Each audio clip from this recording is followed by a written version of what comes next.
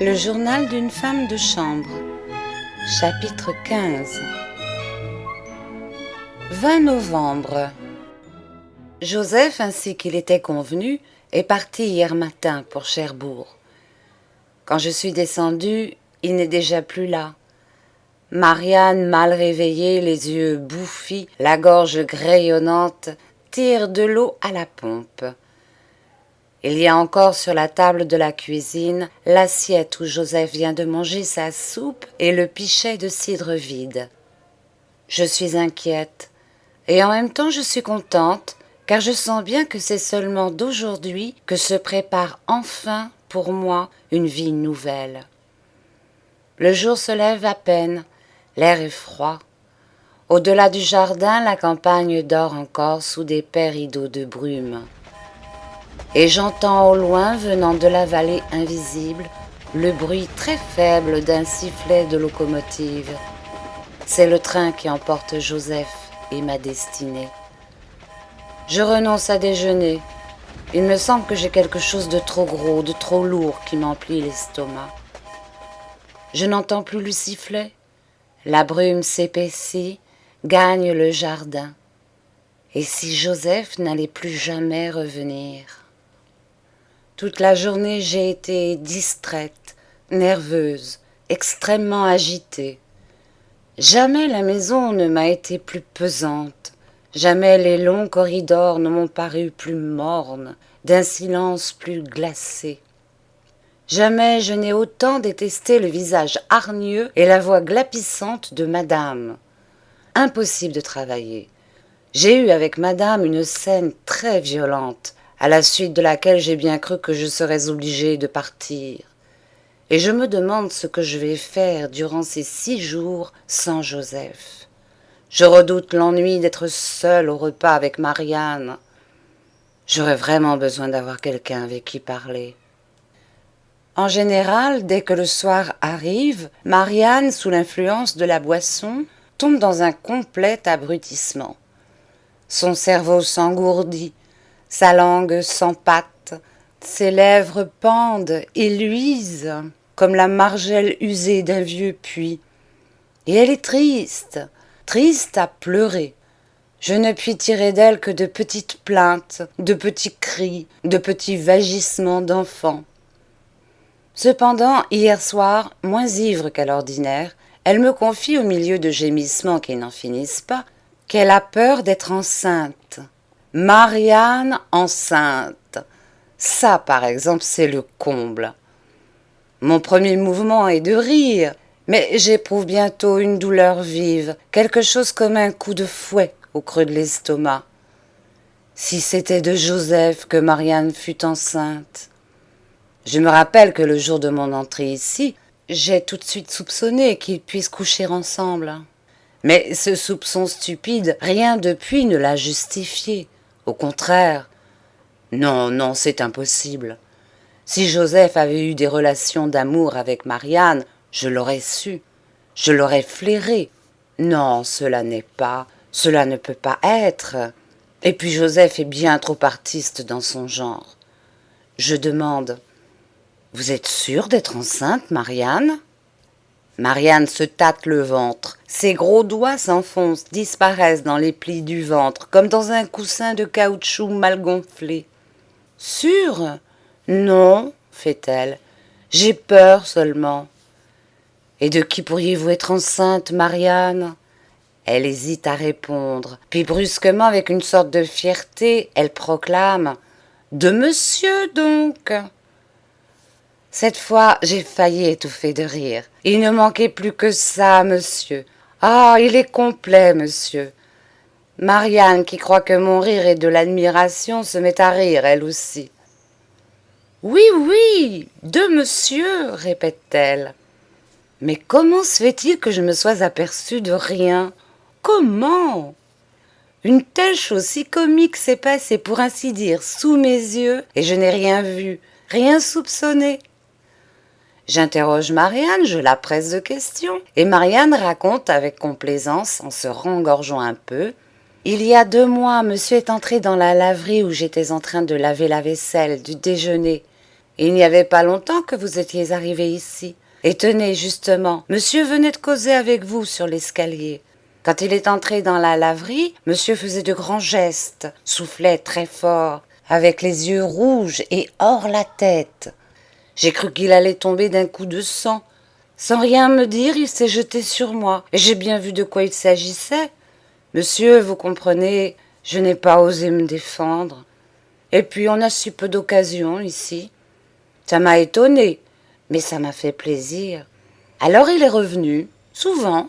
C'est un homme bien mignon, bien caressant, bien cochon, hein, Marianne? Oh oui, soupire-t-elle, les yeux pleins d'extase. Et bel homme, et tout. Sa grosse face molle continue de sourire bestialement. Et sous la camisole bleue débraillée, tachée de graisse et de charbon, ses deux seins se soulèvent, énormes, et roulent. Je lui demande encore « Êtes-vous contente au moins ?»« Ah oui, je suis bien contente, » réplique-t-elle. « C'est-à-dire, je serais bien contente si j'étais certaine de ne pas être enceinte. À mon âge, ce serait trop triste. » Je la rassure de mon mieux, et elle accompagne chacune de mes paroles d'un hochement de tête. Puis elle ajoute « C'est égal, pour être plus tranquille, j'irai voir madame Gouin demain. » J'éprouve une vraie pitié pour cette pauvre femme, dont le cerveau est si noir, dont les idées sont si obscures. Ah, qu'elle est mélancolique et lamentable. Et que va-t-il lui arriver aussi à celle-là? Chose extraordinaire, l'amour ne lui a pas donné un rayonnement, une grâce. Elle n'a pas ce halo de lumière que la volupté met autour des visages les plus laids. Elle est restée la même, lourde, molle et tassée. Et pourtant, je suis presque heureuse que ce bonheur, qui a dû ranimer un peu sa grosse chair depuis si longtemps privée des caresses d'un homme, lui vienne de moi. Car c'est après avoir excité ses désirs sur moi que monsieur est allé les assouvir salement sur cette triste créature. Je lui dis affectueusement « Il faut bien faire attention, Marianne. Si madame vous surprenait, ce serait terrible. » « Oh, il n'y a pas de danger, s'écrie-t-elle. Monsieur ne vient que quand madame est sortie. Il ne reste jamais bien longtemps, et lorsqu'il est content, il s'en va. Et puis, il y a la porte de la laverie qui donne sur la petite cour, et la porte de la petite cour qui donne sur la venelle. Au moindre bruit, monsieur peut s'enfuir sans qu'on le voie. Et puis, qu'est-ce que vous voulez? Si madame nous surprenait, eh bien, voilà. Madame vous chasserait d'ici, ma pauvre Marianne. Eh bien voilà, répète-t-elle en balançant sa tête à la manière d'une vieille ours. Après un silence cruel durant lequel je viens d'évoquer ces deux êtres, ces deux pauvres êtres en amour dans la laverie, est-ce que monsieur est tendre avec vous? Bien sûr qu'il est tendre. Vous dit-il parfois des paroles gentilles? Qu'est-ce qu'il vous dit? Et Marianne répond « Monsieur arrive, il se jette sur moi tout de suite. » Et puis il dit « Ah, bougre! Ah, bougre !» Et puis il souffle. Oh, il est bien mignon. Je l'ai quitté le cœur un peu gros. Maintenant je ne ris plus. Je ne veux plus jamais rire de Marianne, et la pitié que j'ai d'elle devient un véritable et presque douloureux attendrissement. Mais c'est surtout sur moi que je m'attendris. Je le sens bien. En rentrant dans ma chambre, je suis prise d'une sorte de honte et d'un grand découragement. Il ne faudrait jamais réfléchir sur l'amour. Comme l'amour est triste au fond, et qu'en reste-t-il? Du ridicule, de l'amertume, ou rien du tout. Que me reste-t-il maintenant de monsieur Jean, dont la photographie se pavane dans son cadre de peluche rouge sur la cheminée? Rien. Sinon cette déception que j'ai aimé un sans-cœur, un vaniteux, un imbécile. Est-ce que vraiment j'ai pu aimer ce bellâtre avec sa face blanche et malsaine, ses côtelettes noires d'ordonnance, sa raie au milieu du front? Cette photographie m'irrite. Je ne peux plus avoir devant moi toujours ces deux yeux si bêtes qui me regardent avec le même regard de larbin insolent et servile. Ah non, qu'elle aille retrouver les autres au fond de ma malle en attendant que je fasse de ce passé, de plus en plus détesté, un feu de joie et de cendre. Et je pense à Joseph. Où est-il à cette heure? Que fait-il? Songe-t-il seulement à moi? Il est sans doute dans le petit café. Il regarde, il discute, il prend des mesures, il se rend compte de l'effet que je produirais au comptoir, derrière la glace, parmi l'éblouissement des verres et des bouteilles multicolores. Je voudrais connaître Cherbourg, ses rues, ses places, le port, afin de me représenter Joseph, allant, venant, conquérant la ville comme il m'a conquise. Je me tourne et me retourne dans mon lit, un peu fiévreuse. Ma pensée va de la forêt de Rayon à Cherbourg, du cadavre de Claire au petit café. Et après une insomnie pénible, je finis par m'endormir avec l'image rude et sévère de Joseph dans les yeux, l'image immobile de Joseph qui se détache, là-bas, au loin, sur un fond noir clapoteux que traversent des mâtures blanches et des vergues rouges. Aujourd'hui, dimanche, je suis allée l'après-midi dans la chambre de Joseph. Les 2 chiens me suivent, empressés. Ils ont l'air de me demander « Où est Joseph ?» Un petit lit de fer, une grande armoire, une sorte de commode basse, une table, 2 chaises, tout cela en bois blanc. Un porte-manteau qu'un rideau de lustrine verte courant sur une tringle préserve de la poussière, tel en est le mobilier. Si la chambre n'est pas luxueuse, elle est tenue avec un ordre, une propreté extrême. Elle a quelque chose de la rigidité, de l'austérité, d'une cellule de moine dans un couvent. Au mur peint à la chaux, entre les portraits de Déroulède et du général Mercier, des images saintes, non encadrées, des vierges, une adoration des mages, un massacre des innocents, une vue du paradis. Au-dessus du lit, un grand crucifix de bois noir servant de bénitier et que barre un rameau de buis béni. Ça n'est pas très délicat sans doute, je n'ai pu résister au désir violent de fouiller partout, dans l'espoir vague d'ailleurs de découvrir une partie des secrets de Joseph. Rien n'est mystérieux dans cette chambre, rien ne s'y cache. C'est la chambre nue d'un homme qui n'a pas de secret, dont la vie est pure, exempte de complications et d'événements. Les clés sont sur les meubles et sur les placards. Pas un tiroir n'est fermé. Sur la table, des paquets de graines et un livre, Le bon jardinier. Sur la cheminée, un paroissien dont les pages sont jaunies et un petit carnet où sont copiées différentes recettes pour préparer l'encaustique, la bouillie bordelaise et des dosages de nicotine, de sulfate de fer. Pas une lettre nulle part, pas même un livre de comptes. Nulle part la moindre trace d'une correspondance d'affaires, de politique, de famille ou d'amour. Dans la commode, à côté de chaussures hors d'usage et de vieux becs d'arrosage, des tas de brochures, de nombreux numéros de la libre parole. Sous le lit, des pièges à loir et à rats. J'ai tout palpé, tout retourné, tout vidé, habits, matelas, linge et tiroirs, il n'y a rien d'autre. Dans l'armoire, rien n'est changé. Elle est telle que je la laissais lorsque, voici 8 jours, je la rangeais en présence de Joseph. Est-il possible que Joseph n'ait rien?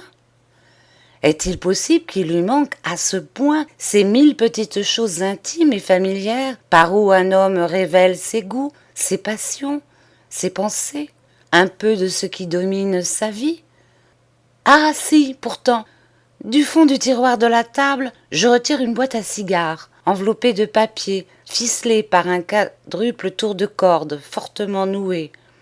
À grand-peine, je dénoue les cordes, j'ouvre la boîte et je vois sur un lit d'ouate 5 médailles bénites, un petit crucifix d'argent, un chapelet à grains rouges. Toujours la religion. Ma perquisition finie, je sors de la chambre avec l'irritation nerveuse de n'avoir rien trouvé de ce que je cherchais, rien appris de ce que je voulais connaître. Décidément, Joseph communique à tout ce qu'il touche son impénétrabilité. Les objets qu'il possède sont muets, comme sa bouche, intraversables, comme ses yeux et comme son front. Le reste de la journée, j'ai eu devant moi, réellement devant moi, la figure de Joseph, énigmatique, ricanante et bourrue tour à tour. Et il m'a semblé que je l'entendais me dire « T'es bien avancée, petite maladroite, d'avoir été si curieuse. Ah, tu peux regarder encore, tu peux fouiller dans mon linge, dans mes malles et dans mon âme. Tu ne sauras jamais rien. » Je ne veux plus penser à tout cela. Je ne veux plus penser à Joseph. J'ai trop mal à la tête et je crois que j'en deviendrai folle. Retournons à mes souvenirs. À peine sortie de chez les bonnes sœurs de Neuilly, je retombais dans l'enfer des bureaux de placement. Je m'étais pourtant bien promis de n'avoir plus jamais recours à eux. Mais le moyen, quand on est sur le pavé, sans seulement de quoi s'acheter un morceau de pain. Les amis, les anciens camarades, ah oui, ce sont des frais très lourds, des correspondances qui n'en finissent pas, des dérangements pour le roi de Prusse. Et puis c'est aussi bien chanceux. En tout cas, il faut avoir des avances, et les 20 francs de Clé-Clé avaient vite fondu dans mes mains. La prostitution, la promenade sur les trottoirs, ramener des hommes souvent plus gueux que soi, oh, ma foi, non. Pour le plaisir, tant qu'on voudra. Pour l'argent, je ne peux pas, je ne sais pas, je suis toujours roulée.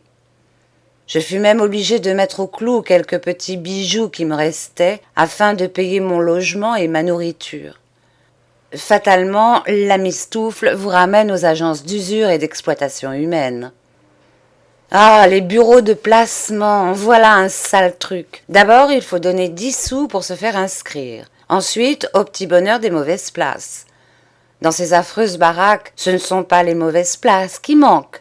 Et vrai, l'on n'y a que l'embarras du choix entre des vaches borgnes et des vaches aveugles.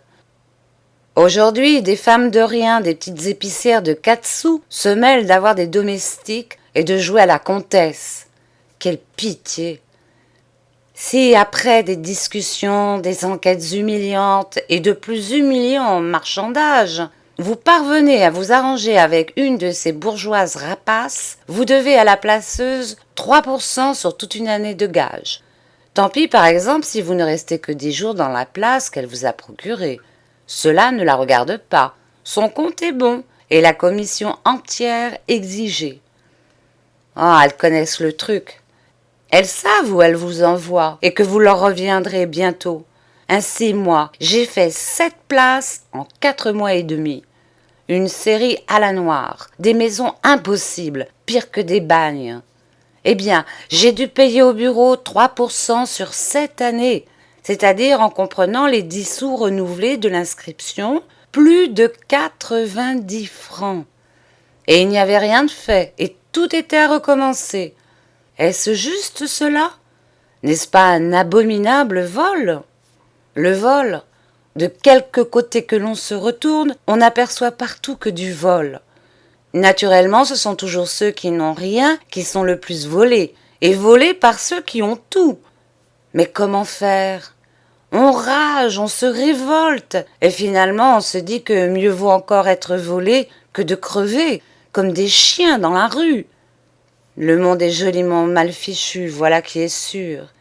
Quel dommage que le général Boulanger n'ait pas réussi autrefois. Au moins celui-là paraît qu'il aimait les domestiques. Le bureau où j'avais eu la bêtise de m'inscrire est situé rue du Colisée, dans le fond d'une cour, au 3e étage d'une maison noire et très vieille, presque une maison d'ouvrier. Dès l'entrée, l'escalier étroit et raide, avec ses marches malpropres qui collent aux semelles, et sa rampe humide qui poisse aux mains, vous souffle un air empesté au visage, une odeur de plomb et de cabinet, et vous met dans le cœur un découragement. Je ne veux pas faire la sucrée, mais rien que de voir cet escalier, cela m'affadit l'estomac, me coupe les jambes, et je suis prise d'un désir fou de me sauver. L'espoir qui, le long du chemin, vous chante dans la tête, se tait aussitôt, étouffé par cette atmosphère épaisse, gluante, par ces marches ignobles et ces murs suintants qu'on dirait hantés de larves visqueuses et de froids crapauds. Vrai, je ne comprends pas que de belles dames osent s'aventurer dans ce taudis malsain. Franchement, elles ne sont pas dégoûtées.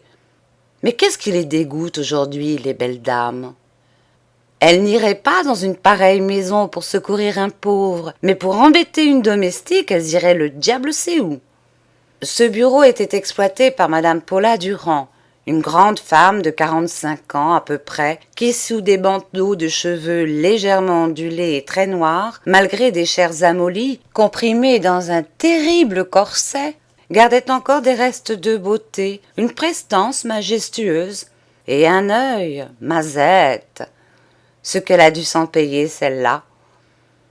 D'une élégance austère et toujours en robe de taffetas noir, une longue chaîne d'or rayant sa forte poitrine, une cravate de velours brun autour du cou, des mains très pâles, elle semblait d'une dignité parfaite et même un peu hautaine.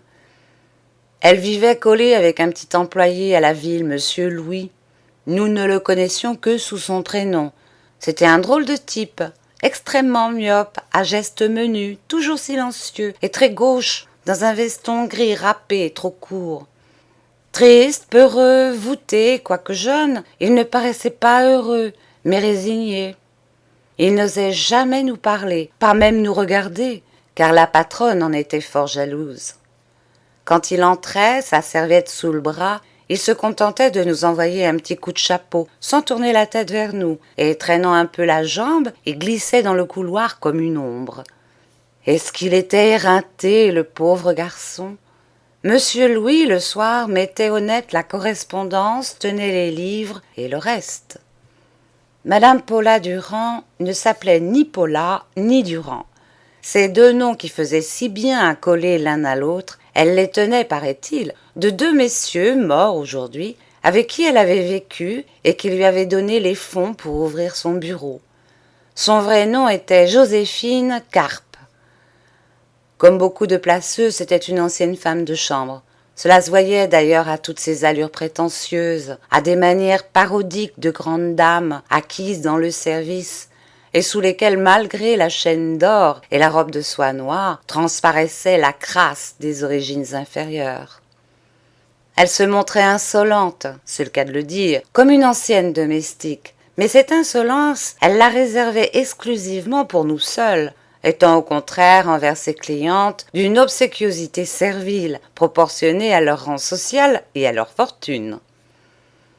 « Ah, quel monde, madame la comtesse !» disait-elle en minaudant. « Des femmes de chambre de luxe, c'est-à-dire des donzelles qui ne veulent rien faire, qui ne travaillent pas, et dont je ne garantis pas l'honnêteté et la moralité, tant que vous voudrez. Mais des femmes qui travaillent, qui cousent, qui connaissent leur métier, il n'y en a plus.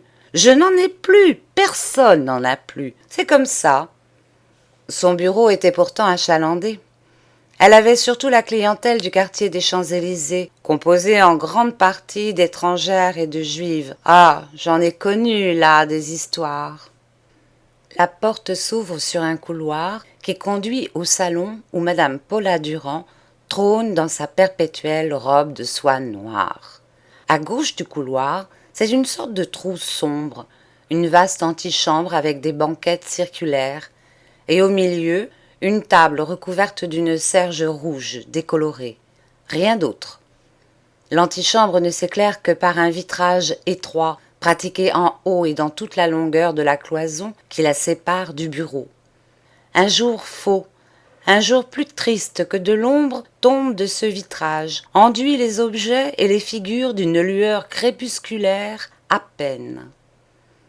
Nous venions là chaque matinée et chaque après-midi en tas, cuisinières et femmes de chambre, jardiniers et valets, cochers et maîtres d'hôtel, et nous passions notre temps à nous raconter nos malheurs, à débiner les maîtres, à souhaiter des places extraordinaires, féeriques, libératrices.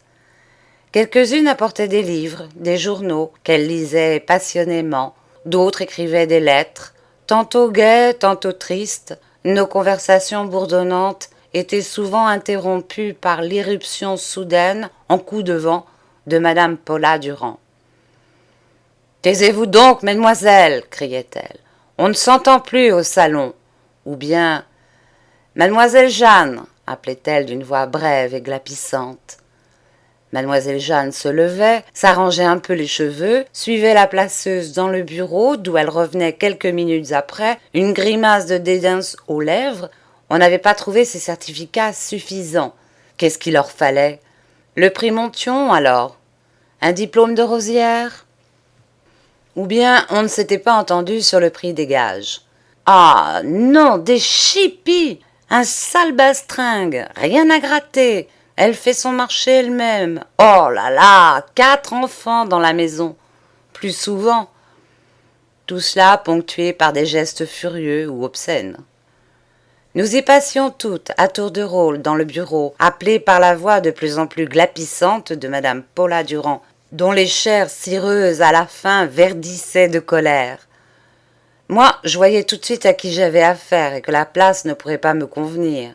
Alors, pour m'amuser, au lieu de subir leurs stupides interrogatoires, c'est moi qui les interrogeais, les belles dames. Je me payais leur tête.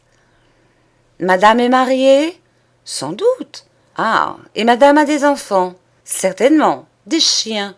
Oui. Madame fait veiller la femme de chambre? Quand je sors le soir, évidemment. Et madame sort souvent le soir? Ses lèvres se pinçaient, elle allait répondre. Alors la dévisageant avec un regard qui méprisait son chapeau, son costume, toute sa personne, je disais d'un ton bref et dédaigneux, « Je le regrette, mais la place de madame ne me plaît pas. Je ne vais pas dans des maisons comme chez madame. » Et je sortais triomphalement. Un jour, une petite femme, les cheveux outrageusement teints, les lèvres passées au minium, les joues émaillées, insolente comme une pintade et parfumée comme un bidet, me demanda après 36 questions « Avez-vous de la conduite? Recevez-vous des amants ?» « Et madame ?» répondis-je, sans m'étonner et très calme. Quelques-unes moins difficiles ou plus lasses, ou plus timides, acceptaient des places infectes. On les huait. Bon voyage et à bientôt. À nous voir ainsi affalés sur les banquettes, veules, le corps tassé, les jambes écartées, songeuses, stupides ou bavardes, à entendre les successifs appels de la patronne « Mademoiselle Victoire, Mademoiselle Irène, Mademoiselle Zulma !» Il me semblait parfois que nous étions en maison et que nous attendions le Miché. Cela me parut drôle ou triste, je ne sais pas bien, et j'en fis un jour la remarque tout haut. Ce fut un éclat de rire général. Chacune immédiatement conta ce qu'elle savait de précis et de merveilleux sur ces sortes d'établissements. Une grosse bouffie qui épluchait une orange exprima « Bien sûr que cela vaudrait mieux.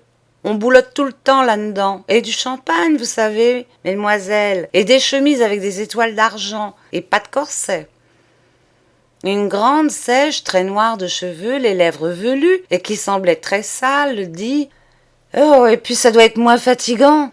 Parce que moi, dans la même journée, quand j'ai couché avec monsieur, avec le fils de monsieur, avec le concierge, avec le valet de chambre du premier, avec le garçon boucher, avec le garçon épicier, avec le facteur du chemin de fer, avec le gaz, avec l'électricité, et puis avec d'autres encore, eh bien vous savez, j'en ai mon lot. »« Oh, la salle !» s'écriait-on de toutes parts. Avec ça, et vous autres, mes petits anges? Ah, malheur, répliqua la grande noire en haussant ses épaules pointues. Et elle s'administra sur la cuisse une claque. Je me rappelle que ce jour-là, je pensais à ma sœur Louise, enfermée sans doute dans une de ces maisons. J'évoquais sa vie heureuse, peut-être, tranquille au moins, en tout cas sauvée de la misère et de la faim, et dégoûtée plus que jamais de ma jeunesse morne et battue, de mon existence errante, de ma terreur des lendemains, moi aussi je songeais. Oui, peut-être que cela vaudrait mieux. Et le soir arrivait, puis la nuit, une nuit à peine plus noire que le jour. Nous nous taisions, fatigués d'avoir trop parlé, trop attendu. Un bec de gaz s'allumait dans le couloir, et régulièrement à 5 heures, par la vitre de la porte, on apercevait la silhouette un peu voûtée de monsieur Louis qui passait très vite en s'effaçant. C'était le signal du départ. Souvent de vieilles racoleuses de maisons de passe, des maquerelles à l'air respectable et toutes pareilles en douceur mielleuse à des bonnes sœurs, nous attendaient à la sortie sur le trottoir. Elles nous suivaient discrètement, et dans un coin plus sombre de la rue, derrière les obscurs massifs des Champs-Élysées, loin de la surveillance des sergents de ville, elles nous abordaient. « Venez donc chez moi au lieu de traîner votre pauvre vie d'embêtement en embêtement et de misère en misère. Chez moi, c'est le plaisir, le luxe, l'argent, c'est la liberté. » Éblouis par les promesses merveilleuses, plusieurs de mes petites camarades écoutèrent ces brocanteuses d'amour. Je les vis partir avec tristesse. Où sont-elles maintenant? Un soir, une de ces rôdeuses, grasse et molle, que j'avais déjà brutalement éconduite, parvint à m'entraîner dans un café du Rond-Point où elle m'offrit un verre de chartreuse. Je vois encore ses bandeaux grisonnants, sa sévère toilette de bourgeoise veuve, ses mains grassouillettes, visqueuses, chargées de bagues. Avec plus d'entrain, plus de conviction que les autres jours, elle me récita son boniment. Et comme je demeurais indifférente à toutes ces blagues, « Ah, si vous vouliez, ma petite, s'écria-t-elle, je n'ai pas besoin de vous regarder à deux fois pour voir combien vous êtes belle de partout. Et c'est un vrai crime de laisser en friche et de gaspiller avec des gens de maison une telle beauté. Belle et, je suis sûre, polissonne comme vous êtes, votre fortune serait vite faite. Allez, ah, vous en auriez un sac au bout de peu de temps.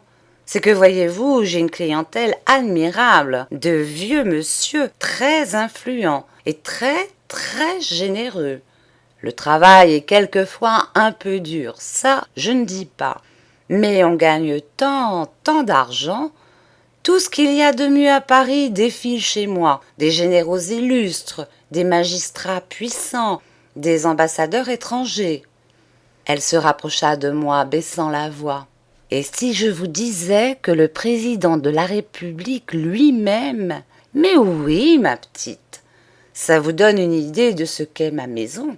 Il n'y en a pas une pareille dans le monde. La Rabineau, ça n'est rien à côté de ma maison. Et tenez, hier, à 5 heures, le président était si content qu'il m'a promis les palmes académiques pour mon fils, qui est chef du contentieux dans une maison d'éducation religieuse à Auteuil. Ainsi, elle me regarda longtemps, me fouillant l'âme et la chair, et elle répéta « Ah, si vous vouliez, quel succès !» Puis, sur un ton confidentiel, « Il vient aussi chez moi souvent, mystérieusement, des dames du plus grand monde, quelquefois seules, quelquefois avec leurs maris ou leurs amants.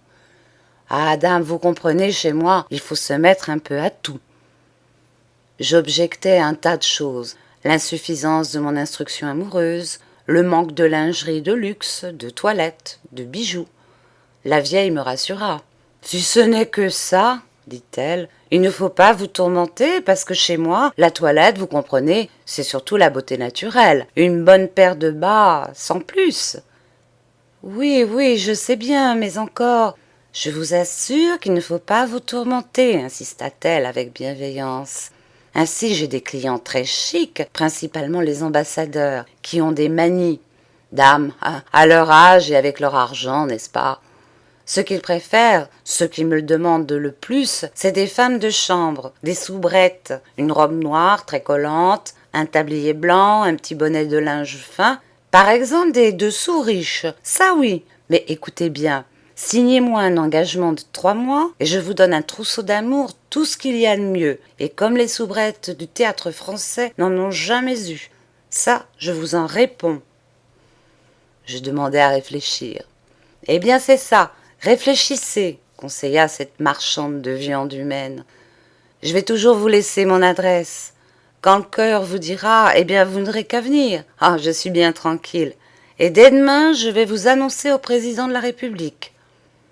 Nous avions fini de boire. La vieille régla les 2 verres, tira d'un portefeuille noir une carte qu'elle me remit en cachette dans la main.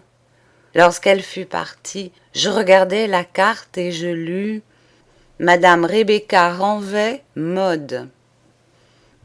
J'assistais chez Madame Paula Durand à des scènes extraordinaires. Ne pouvant malheureusement les compter toutes, J'en choisis une qui peut passer pour un exemple de ce qui arrive tous les jours dans cette maison. J'ai dit que le haut de la cloison séparant l'antichambre du bureau s'éclaire en toute sa longueur d'un vitrage garni de transparents rideaux. Au milieu du vitrage s'intercale un vasistas ordinairement fermé. Une fois, je remarquai que par la suite d'une négligence que je résolus de mettre à profit, il était entr'ouvert. J'escaladai la banquette et me haussant sur un escabeau de renfort, je parvins à toucher du menton le cadre du vasistas que je poussais tout doucement. Mon regard plongea dans la pièce et voici ce que je vis. Une dame était assise dans un fauteuil. Une femme de chambre était debout devant elle. Dans un coin, Madame Paula Durand rangeait des fiches entre les compartiments d'un tiroir. La dame venait de Fontainebleau pour chercher une bonne. Elle pouvait avoir 50 ans, apparence de bourgeoise riche et rêche, toilette sérieuse, austérité provinciale. Malingre et souffreteuse, le teint plombé par les nourritures de hasard et les jeûnes, la bonne avait pourtant une physionomie sympathique qui eût pu être jolie avec du bonheur. Elle était très propre et svelte dans une jupe noire. Un jersey noir moulait sa taille maigre. Un bonnet de linge la coiffait gentiment en arrière, découvrant le front où des cheveux blonds frisotaient. Après un examen détaillé, appuyé, froissant, agressif, la dame se décida enfin à parler. « Alors, dit-elle, vous vous présentez comme quoi? Comme femme de chambre? »« Oui, madame. »« Vous n'en avez pas l'air. Comment vous appelez-vous? »« Jeanne Le Godec. »« Qu'est-ce que vous dites? »« Jeanne Le Godec, madame. » La dame haussa les épaules. « Jeanne, fit-elle, ce n'est pas un nom de domestique, c'est un nom de jeune fille. Si vous entrez à mon service, vous n'avez pas la prétention, j'imagine, de garder ce nom de Jeanne. »« Comme madame voudra. » Jeanne avait baissé la tête. Elle appuya davantage ses deux mains sur le manche de son parapluie. « Levez la tête, ordonna la dame. Tenez-vous droite. Vous voyez bien que vous allez percer le tapis avec la pointe de votre parapluie. D'où êtes-vous? » De Saint-Brieuc. De Saint-Brieuc. Et elle eut une moue de dédain qui devint bien vite une affreuse grimace. Les coins de sa bouche, l'angle de ses yeux se plissèrent comme si elle eût avalé un verre de vinaigre. « De Saint-Brieuc, répéta-t-elle. Alors vous êtes bretonne? Oh, je n'aime pas les bretonnes. Elles sont entêtées et malpropres. »« Moi, je suis très propre, madame, protesta la pauvre Jeanne. »« C'est vous qui le dites? Enfin, nous n'en sommes pas là. Quel âge avez-vous? » 26 ans. 26 ans? Sans compter les mois de nourrice, sans doute. Vous paraissez bien plus vieille. Ce n'est pas la peine de me tromper. Je ne trompe pas, madame. J'assure bien à madame que je n'ai que 26 ans. Si je parais plus vieille, c'est que j'ai été longtemps malade. Ah, vous avez été malade, répliqua la bourgeoise avec une dureté railleuse. Ah, vous avez été longtemps malade? Je vous préviens, ma fille, que sans être pénible, la maison est assez importante et qu'il me faut une femme de très forte santé. Jeanne voulut réparer ces imprudentes paroles. Elle déclara « Ah, mais je suis guérie, tout à fait guérie. » C'est votre affaire. D'ailleurs, nous n'en sommes pas là. Vous êtes fille, mariée, quoi? Qu'est-ce que vous êtes? Je suis veuve, madame. Ah, vous n'avez pas d'enfant, je suppose? Et comme Jeanne ne répondait pas tout de suite, la dame plus vivement insista. Enfin, avez-vous des enfants, oui ou non? J'ai une petite fille, avoua-t-elle timidement. Alors faisant des grimaces et des gestes comme si elle eût chassé loin d'elle un vol de mouches. « Oh, pas d'enfant dans la maison !» cria-t-elle. « Pas d'enfant dans la maison! Je n'en veux à aucun prix! Où est-elle, votre fille ?»« Elle est chez une tante de mon mari. »« Et qu'est-ce que c'est que cette tante ? » ?»« Elle tient un débit de boisson à Rouen. » C'est un triste métier, l'ivrognerie, la débauche. En voilà un joli exemple pour une petite fille. Enfin, cela vous regarde, c'est votre affaire. Quel âge a votre fille ? 18 mois, madame. Madame sauta, se retourna violemment dans son fauteuil. Elle était outrée, scandalisée. Une sorte de grognement sortit de ses lèvres. Des enfants, je vous demande un peu. Des enfants quand on ne peut pas les élever, les avoir chez soi. Ces gens-là sont incorrigibles. Ils ont le diable au corps. De plus en plus agressive, féroce même, elle s'adressa à Jeanne toute tremblante devant son regard. « Je vous avertis, dit-elle, détachant nettement chaque mot. Je vous avertis que si vous entrez à mon service, je ne tolérerai pas qu'on vous amène chez moi, dans ma maison, votre fille. Pas d'allées et venues dans la maison. Je ne veux pas d'allées et venues dans la maison. Non, non. Pas d'étrangers, pas de vagabonds, pas de gens qu'on ne connaît point. On est assez exposé avec le courant. Oh non, merci. » Malgré cette déclaration peu engageante, la petite bonne osa pourtant demander. « En ce cas, madame me permettra bien d'aller voir ma fille une seule fois par an ?» ?»« Non !» Telle fut la réponse de l'implacable bourgeoise, et elle ajouta « Chez moi, on ne sort jamais. C'est un principe de la maison, un principe sur lequel je ne saurais transiger. Je ne paie pas des domestiques pour que sous prétexte de voir leur fille, ils s'en aillent courir le guilledou. Ce serait trop commode, vraiment. Non, non. Vous avez des certificats ? Oui, madame.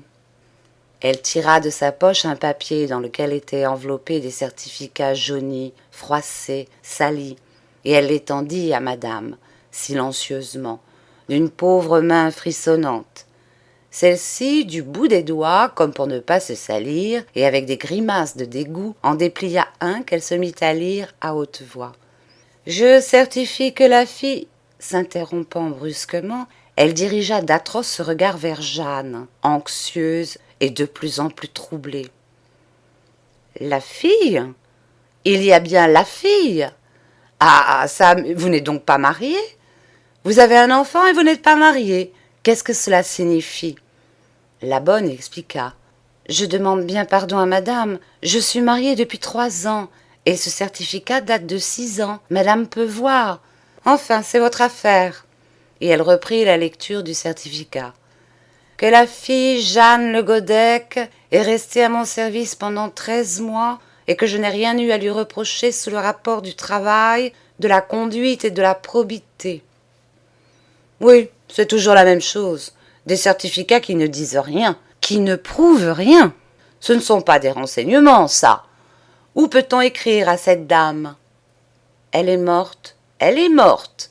Parbleu, c'est évident qu'elle est morte. Ainsi, vous avez un certificat et précisément la personne qui vous l'a donné est morte. Vous avouerez que c'est assez louche.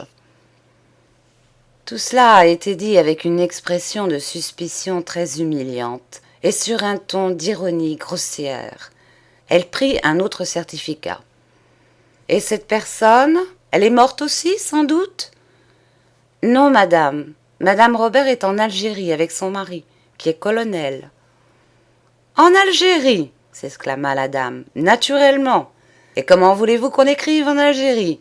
Les unes sont mortes, les autres sont en Algérie. Allez donc chercher des renseignements en Algérie.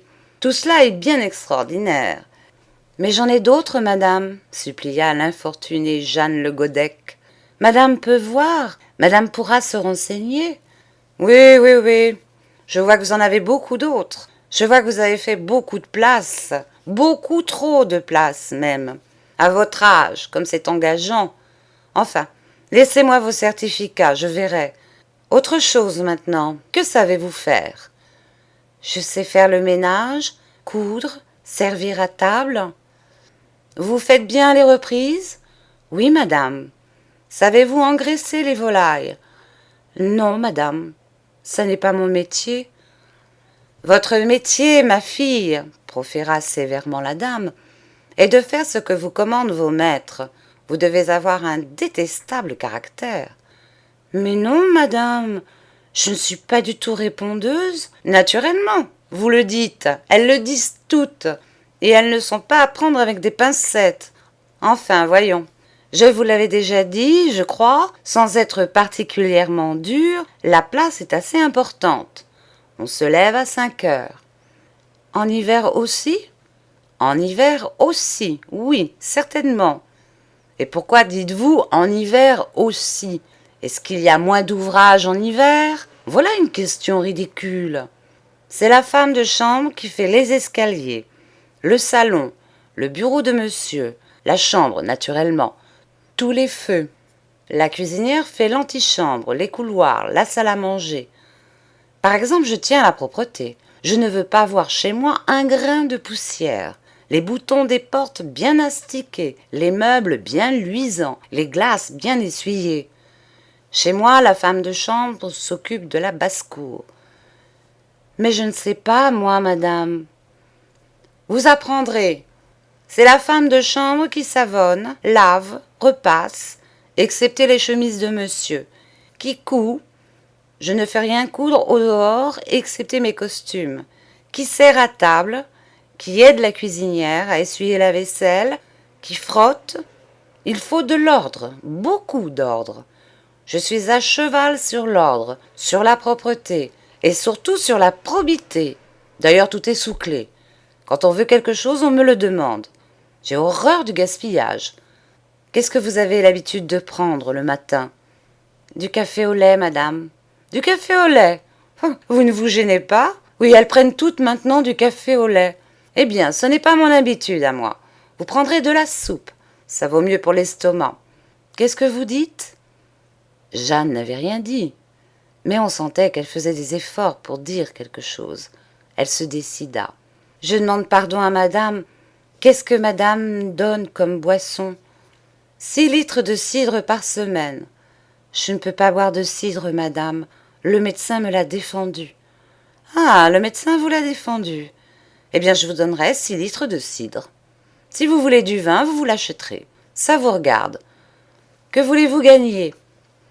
Elle hésita, regarda le tapis, la pendule, le plafond, roula son parapluie dans ses mains, et timidement, 40 francs, dit-elle. 40 francs, s'exclama madame. Et pourquoi pas 10 000 francs tout de suite? Vous êtes folle, je pense. 40 francs. Mais c'est inouï. Autrefois, l'on donnait 15 francs et l'on était bien mieux servi. 40 francs. Et vous ne savez même pas engraisser les volailles. Vous ne savez rien. Moi, je donne 30 francs. Et je trouve que c'est déjà bien trop cher. Vous n'avez rien à dépenser chez moi. Je ne suis pas exigeante pour la toilette. Et vous êtes blanchie, nourrie. Dieu sait comme vous êtes nourrie. C'est moi qui fais les parts. Jeanne insista. J'avais 40 francs dans toutes les places où j'ai été, mais la dame s'était levée, et sèchement, méchamment. Eh bien, il faut y retourner, fit-elle. 40 francs. C'est impudence. Voici vos certificats de gens morts. Allez-vous-en. Soigneusement, Jeanne enveloppa ses certificats, les remit dans la poche de sa robe, puis d'une voix douloureuse et timide, « Si madame voulait aller jusqu'à 35 francs, pria-t-elle, on pourrait s'arranger. »« Pas un sou. Allez-vous-en. Allez en Algérie retrouver votre madame Robert. Allez où vous voudrez. Il n'en manque pas des vagabondes comme vous. On les a au tas. Allez-vous-en. » La figure triste, la démarche lente, Jeanne sortit du bureau après avoir fait 2 révérences. À ses yeux, au pincement de ses lèvres, je vis qu'elle était sur le point de pleurer. Restée seule, la dame furieuse s'écria « Oh, les domestiques, quelle plaie! On ne peut plus se faire servir aujourd'hui !» À quoi madame Paula Durand, qui avait terminé le triage de ses fiches, répondit majestueuse, accablée et sévère. « Je vous avais averti, madame, elles sont toutes comme ça. Elles ne veulent rien faire et gagner des 1000 et des 100. Je n'ai rien d'autre aujourd'hui, je n'ai que du pire. Demain, je verrai à vous trouver quelque chose. Ah, c'est bien désolant, je vous assure. » Je redescendis de mon observatoire au moment où Jeanne Le Godec rentrait dans l'antichambre en rumeur. « Eh bien, lui demande-t-on. Elle alla s'asseoir sur la banquette au fond de la pièce, et la tête basse, les bras croisés, le cœur bien gros, la faim au ventre. Elle resta silencieuse, tandis que ses deux petits pieds s'agitaient nerveusement sous la robe. Mais je vis des choses plus tristes encore. Parmi les filles qui tous les jours venaient chez madame Paula Durand, j'en avais remarqué une. D'abord parce qu'elle portait une coiffe bretonne. Ensuite parce que rien que de la voir, cela me causait une mélancolie invincible. Une paysanne égarée dans Paris, dans ce Paris effrayant qui sans cesse se bouscule et est emporté dans une fièvre mauvaise. Je ne connais rien de plus lamentable. Involontairement, cela m'invite à un retour sur moi-même. Cela m'émeut infiniment. Où va-t-elle? D'où vient-elle? Pourquoi a-t-elle quitté le sol natal? Quelle folie, quel drame, quel vent de tempête l'ont poussée, l'ont fait échouer sur cette grondante mer humaine, attristante épave. Ces questions, je me les posais chaque jour, examinant cette pauvre fille si affreusement isolée dans un coin parmi nous. Elle était laide, de cette laideur définitive qui exclut toute idée de pitié et rend les gens féroces, parce que véritablement, elle est une offense envers eux. Si disgraciée de la nature soit-elle, il est rare qu'une femme atteigne à la laideur totale, absolue, cette déchéance humaine. Généralement, il y a en elle quelque chose, n'importe quoi, des yeux, une bouche, une ondulation du corps, une flexion des hanches, moins que cela, un mouvement du bras, une attache du poignet, une fraîcheur de la peau, où le regard des autres puisse se poser sans en être offusqué. Même chez les très vieilles, une grâce survit presque toujours aux déformations de la carcasse, à la mort du sexe. Un souvenir reste dans la chair couturée de ce qu'elles furent jadis. La Bretonne n'avait rien de pareil, et elle était toute jeune. Petite, le buste long, la taille carrée, les hanches plates, les jambes courtes, si courtes qu'on pouvait la prendre pour une cul-de-jatte. Elle évoquait réellement l'image de ces vierges barbares, de ces saintes camuses, blocs informes de granit, qui se navrent depuis des siècles sur les bras gauchis des calvaires armoricains. Et son visage, oh, la malheureuse! Un front surplombant, des prunelles effacées comme par le frottement d'un torchon, un nez horrible, aplati à sa naissance, sabré d'une entaille au milieu, et brusquement à son extrémité, se relevant, s'épanouissant en deux trous noirs, ronds, profonds, énormes, frangés de poils raides. Et sur tout cela, une peau grise, squameuse, une peau de couleuvre morte, une peau qui s'enfarinait à la lumière. Elle avait pourtant, l'indicible créature, une beauté que bien des femmes belles eussent enviée. Ses cheveux, des cheveux magnifiques, lourds, épais, d'un roux resplendissant à reflets d'or et de pourpre. Mais loin d'être une atténuation à sa laideur, ses cheveux l'aggravaient encore, la rendaient éclatante, fulgurante, irréparable. Ce n'est pas tout. Chacun de ses gestes était une maladresse. Elle ne pouvait faire un pas sans se heurter à quelque chose. Ses mains laissaient toujours retomber l'objet saisi. Ses bras accrochaient les meubles et fauchaient tout ce qu'il y avait dessus. Elle vous marchait sur les pieds, vous enfonçait en marchant ses coudes dans la poitrine. Puis elle s'excusait d'une voix rude, sourde, d'une voix qui vous soufflait au visage une odeur empestée, une odeur de cadavre. Dès qu'elle entrait dans l'antichambre, c'était aussitôt parmi nous comme une sorte de plainte irritée qui vite se changeait en récrimination insultante et s'achevait en grognement. La misérable créature traversait la pièce sous les huées, roulait sur ses courtes jambes, renvoyée de l'une à l'autre comme une balle, allait s'asseoir dans le fond sur la banquette. Et chacune affectait de se reculer avec des gestes significatifs dégoût et des grimaces qui s'accompagnaient d'une levée de mouchoir.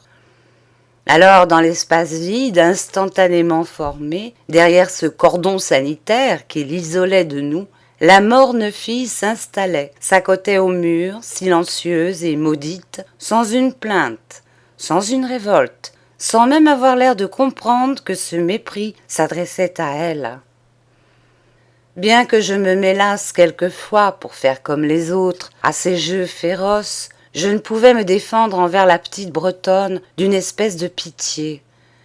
J'avais compris que c'était là un être prédestiné au malheur, un de ces êtres qui, quoi qu'ils fassent, où qu'ils aillent, seront éternellement repoussés des hommes et aussi des bêtes, car il y a une certaine somme de laideur, une certaine forme d'infirmité que les bêtes elles-mêmes ne tolèrent pas.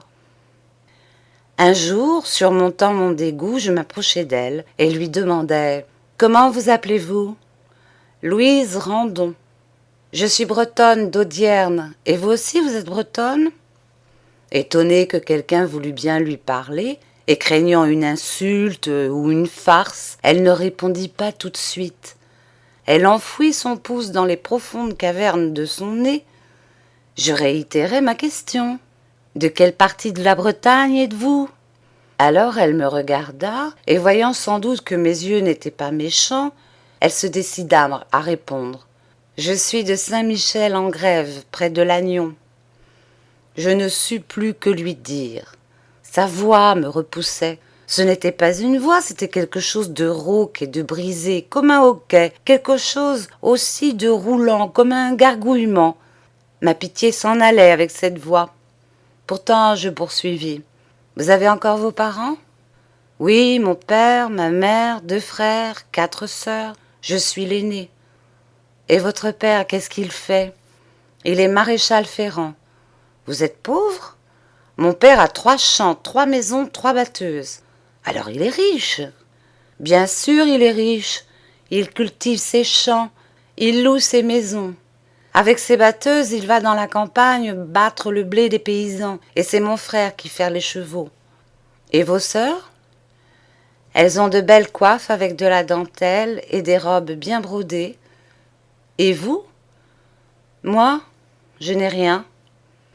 Je me reculai pour ne pas sentir l'odeur mortelle de cette voix. Pourquoi êtes-vous domestique ? Repris-je. Parce que. Pourquoi avez-vous quitté le pays ? Parce que vous n'étiez pas heureuse ? Elle dit très vite, d'une voix qui se précipitait et roulait les mots comme sur des cailloux. Mon père me battait, ma mère me battait, mes sœurs me battaient, tout le monde me battait, on me faisait tout faire, c'est moi qui ai élevé mes sœurs. Pourquoi vous battait-on ? Je ne sais pas, pour me battre. Dans toutes les familles, il y en a toujours une qui s'est battue, parce que voilà, on ne sait pas. Mes questions ne l'ennuyaient plus. Elle prenait confiance. « Et vous ?» me dit-elle. « Est-ce que vos parents ne vous battaient pas ?»« Oh, si. Bien sûr, c'est comme ça. » Louise ne fouilla plus son nez et posa ses 2 mains aux ongles rognés à plat sur ses cuisses. On chuchotait autour de nous. Les rires, les querelles, les plaintes empêchaient les autres d'entendre notre conversation. « Mais comment êtes-vous venu à Paris ?» demandai-je après un silence. L'année dernière, conta Louise, il y avait à Saint-Michel-en-Grève une dame de Paris qui prenait les bains de mer avec ses enfants. Je me suis proposée chez elle parce qu'elle avait renvoyé sa domestique qui la volait. Et puis elle m'a emmenée à Paris pour soigner son père, un vieux, infirme, qui était paralysé des jambes. « Et vous n'êtes pas resté dans votre place ? À Paris, ce n'est plus la même chose. »« Non, fit-elle avec énergie. Je serais bien restée, ça n'est pas ça, seulement on ne s'est pas arrangé. » Ses yeux si ternes s'éclairèrent étrangement. Je vis dans son regard briller une lueur d'orgueil, et son corps se redressait, se transfigurait presque. « On ne s'est pas arrangé, reprit-elle. Le vieux voulait me faire des saletés. » Un instant, je restais abasourdie par cette révélation. Était-ce possible ? Un désir, même le désir d'un ignoble et infâme vieillard, était allé vers elle, vers ce paquet de chair informe, vers cette ironie monstrueuse de la nature. Un baiser avait voulu se poser sur ses dents cariées, se mêler à ce souffle de pourriture. Oh, quelle ordure est-ce donc que les hommes! Quelle folie effrayante est-ce donc que l'amour! Je regardais Louise, mais la flamme de ses yeux s'était éteinte. Ses prunelles avaient repris leur aspect mort de taches grises. Il y a longtemps de ça? Demandai-je. 3 mois. Et depuis, vous n'avez pas retrouvé de place? Personne ne veut plus de moi. Je ne sais pas pourquoi.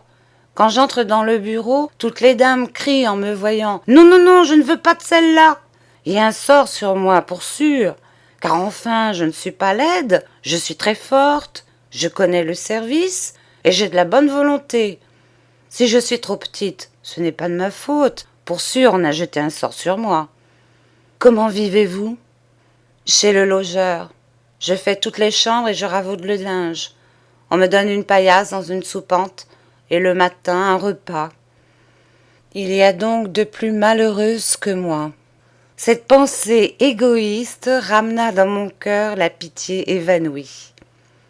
Écoutez, ma petite Louise, dis-je d'une voix que j'essayais de rendre attendrie et convaincante. C'est très difficile les places à Paris. Il faut savoir bien des choses, et les maîtres sont plus exigeants qu'ailleurs. J'ai bien peur pour vous. À votre place, moi, je retournerai au pays. Mais Louise s'effraya. Non, non, fit-elle, jamais. Je ne veux pas rentrer au pays. On dirait que je n'ai pas réussi, que personne n'a voulu de moi. On se moquerait trop. Non, non, c'est impossible. J'aimerais mieux mourir. À ce moment, la porte de l'antichambre s'ouvrit, la voix aigre de madame Paula Durand appela « Mademoiselle Louise Randon !»« C'est-y moi qu'on appelle ?» me demanda Louise, effarée et tremblante. « Mais oui, c'est vous. Allez-y, vite, et tâchez de réussir cette fois. » Elle se leva, me donna dans la poitrine avec ses coudes écartés un renfoncement, me marcha sur les pieds, heurta la table, et roulant sur ses jambes trop courtes, poursuivie par les huées, elle disparut. Je montais sur la banquette et poussais le vasistas pour voir la scène qui allait se passer là. Jamais le salon de madame Paula Durand ne me parut plus triste. Pourtant Dieu sait s'il me glaçait l'âme chaque fois que j'y entrais. Oh, ces meubles de reps bleus, jaunis par l'usure, ce grand registre étalé comme une carcasse de bête fendue, sur la table qu'un tapis de reps bleus aussi recouvrait de taches d'encre et de tons pisseux, et ce pupitre où les coudes de monsieur Louis avaient laissé sur le bois noirci des places plus claires et luisantes, et le buffet dans le fond qui montrait des verreries foraines, des vaisselles d'héritage. Et sur la cheminée, entre 2 lampes débronzées, entre des photographies pâlies, cette agaçante pendule qui rendait les heures plus longues avec son tic-tac énervant. Et cette cage en forme de dôme où 2 serins nostalgiques gonflaient leurs plumes malades. Et ce cartonnier aux cases d'acajou éraflé par des ongles cupides. Mais je n'étais pas là en observation pour inventorier cette pièce que je connaissais hélas trop bien. Cet intérieur lugubre, si tragique, malgré son effacement bourgeois, que bien des fois mon imagination affolée le transformait en un funèbre étal de viande humaine. Non, je voulais voir Louise Randon aux prises avec les trafiquants d'esclaves. Elle était là, près de la fenêtre, à contre-jour, immobile, les bras pendants. Une ombre dure brouillait comme une opaque voilette la laideur de son visage et tassait, ramassait davantage la courte, massive difformité de son corps. Une lumière dure allumait les basses mèches de ses cheveux, ourlait les contours gauchis du bras, de la poitrine, se perdait dans les plis noirs de sa jupe déplorable. Une vieille dame l'examinait. Assise sur une chaise, elle me tournait le dos, un dos hostile, une nuque féroce. De cette vieille dame, je ne voyais que son chapeau noir, ridiculement emplumé, sa rotonde noire dont la doublure se retroussait dans le bas en fourrure grise, sa robe noire qui faisait des ronds sur le tapis. Je voyais surtout, posée sur un de ses genoux, sa main gantée de filocèle noir, une main noueuse d'arthritique, qui remuait avec de lents mouvements et dont les doigts sortaient, rentraient, crispaient l'étoffe, pareils à des serres sur une proie vivante. Debout près de la table, très droite, très digne, madame Paula Durand attendait. Ce n'est rien, n'est-ce pas, la rencontre de ces 3 êtres vulgaires en ce vulgaire décor.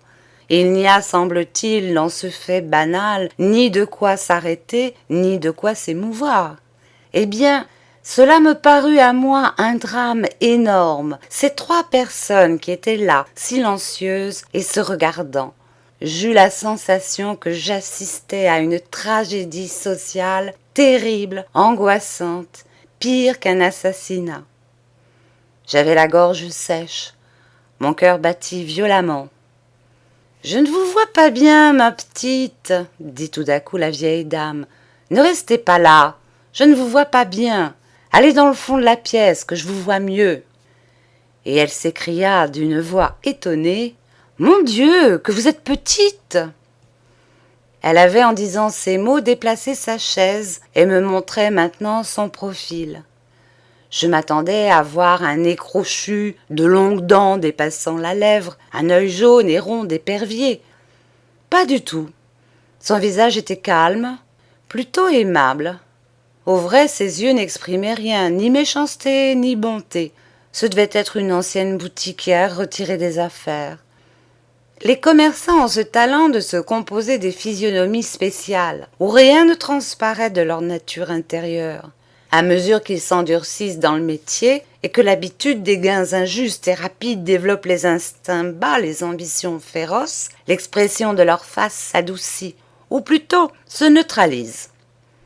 Ce qu'il y a de mauvais en eux, ce qui pourrait rendre les clients méfiants, se cache dans les intimités de l'être ou se réfugie sur des surfaces corporelles ordinairement dépourvues de tout caractère expressif. Chez cette vieille dame, la dureté de son âme invisible à ses prunelles, à sa bouche, à son front, à tous les muscles détendus de sa molle figure, éclatait réellement à la nuque. Sa nuque était son vrai visage, et ce visage était terrible. Louise, sur l'ordre de la vieille dame, avait gagné le fond de la pièce. Le désir de plaire la rendait véritablement monstrueuse, lui donnait une attitude décourageante. À peine se fut-elle placée dans la lumière que la dame s'écria « Oh, comme vous êtes laide, ma petite !» Et prenant à témoin madame Paula Durand, « Se peut-il vraiment qu'il y ait sur la terre des créatures aussi laides que cette petite ?» Toujours solennelle et digne, madame Paula Durand répondit « Sans doute ce n'est pas une beauté, mais mademoiselle est très honnête. »« C'est possible, » répliqua la vieille dame, « mais elle est trop laide. Une telle laideur, c'est tout ce qu'il y a de plus désobligeant. Quoi? Qu'avez-vous dit ?» Louise n'avait pas prononcé une parole. Elle avait seulement un peu rougi et baissé la tête. Un filet rouge bordait l'orbe de ses yeux ternes. Je crus qu'elle allait pleurer. « Enfin, nous allons voir ça, » reprit la dame, dont les doigts, en ce moment, furieusement agités, déchiraient l'étoffe de la robe avec des mouvements de bête cruelle. Elle interrogea Louise sur sa famille, les places qu'elle avait faites, ses capacités en cuisine, en ménage, en couture. Louise répondait par des « oui, dame » ou des « non, dame », saccadés et rauques. L'interrogatoire méticuleux, méchant, criminel dura 20 minutes. « Enfin, ma petite, » conclut la vieille, « le plus clair de votre histoire, c'est que vous ne savez rien faire. Il faudra que je vous apprenne tout. Pendant 4 ou 5 mois, vous me serez d'aucune utilité. Et puis, laide comme vous êtes, ça n'est pas engageant. Cette entaille sur le nez, vous avez donc reçu un coup ? » ?»« Non, madame, je l'ai toujours eu. »« Oh, ce n'est pas engageant. Qu'est-ce que vous voulez gagner ? » ?»« 30 francs, blanchis, et le vin, » prononça Louise d'une voix résolue. La vieille bondit. « 30 francs ? Mais vous ne vous êtes donc jamais regardé ? C'est insensé. Comment ? Personne ne veut de vous. Personne jamais ne voudra de vous. Si je vous prends, moi, c'est parce que je suis bonne. C'est parce que dans le fond, j'ai pitié de vous. Et vous me demandez 30 francs ? Eh bien, vous en avez de l'audace, ma petite. C'est sans doute vos camarades qui vous conseillent si mal. Vous avez tort de les écouter. Bien sûr, approuva madame Paula Durand. Elles se montent la tête toutes ensemble. Alors, offrit la vieille, conciliante, je vous donnerai 15 francs et vous paierez votre vin. C'est beaucoup trop, Mais je ne veux pas profiter de votre laideur et de votre détresse. » Elle s'adoucissait. Sa voix se fit presque caressante. « Voyez-vous, ma petite, c'est une occasion unique et que vous ne retrouverez plus. Je ne suis pas comme les autres, moi. Je suis seule, je n'ai pas de famille. Je n'ai personne. Ma famille, c'est ma domestique. Qu'est-ce que je lui demande à ma domestique? De m'aimer un peu, voilà tout.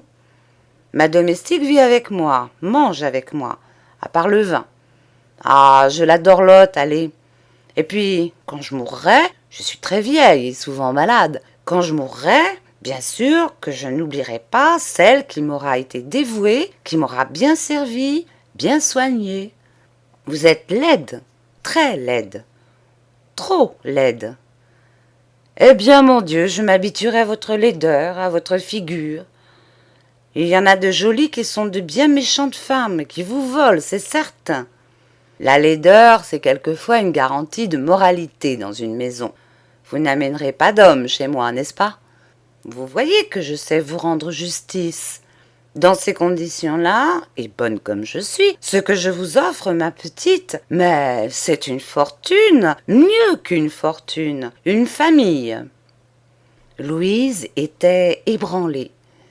Certainement les paroles de la vieille faisaient chanter des espoirs inconnus dans sa tête. Sa rapacité de paysanne lui montrait des coffres pleins d'or et des testaments fabuleux.